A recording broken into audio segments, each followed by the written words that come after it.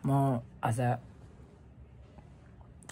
मान्छेको मनको चिन्ता भन्ने बारेमा चाहिँ म छोटो समयमा हजुरहरूको अगाडि कुरा गर्न एउटा मन लाग्यो। यो चिन्ता चाहिँ हाम्रो बुद्धले भन्नुभएको पुस्तकमा चाहिँ विभिन्न खालको चिन्ता सम्पटको भाषाबाट चाहिँ ढुङ्गाल भन्छ।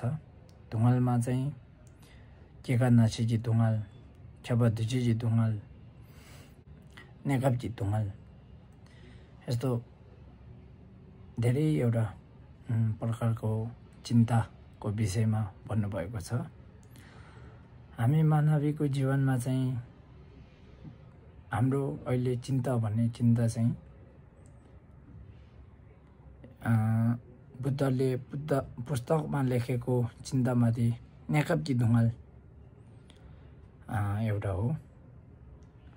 कसरी हो भन्दाखेरि चाहिँ यो चिन्ता चाहिँ हाम्रो दुई कारणले आएको हुन्छ। एउटा चाहिँ पहिला आफैले गरेको कामबाट चाहिँ एउटा काम मिस्टेक भएको कारणले चाहिँ अहिले चिन्ता भएको र एउटा चाहिँ पछि म यस्तो गरेपछि उस्तो हुन्छ कि हुँदैन होला भन्ने शङ्काको कारणले चाहिँ अहिलेको हाम्रो समयमा चाहिँ अहिले एउटा चिन्ता एउटा हुन्छ। भए पनि यो चिन्ता मलाई चिन्ता लाग्यो भनेर तपाईँ दुखी नहुनु होला, किनकि सफलताको अगाडि चाहिँ चिन्ताबाट चाहिँ सुरु गर्नुपर्छ होला जस्तो मलाई लाग्छ।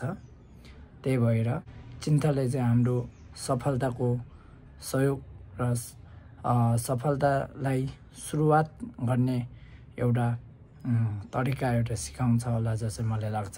त्यही भएर चिन्ता भएछ भने दुखी नमान्नु होला है। ल हस् त, धन्यवाद।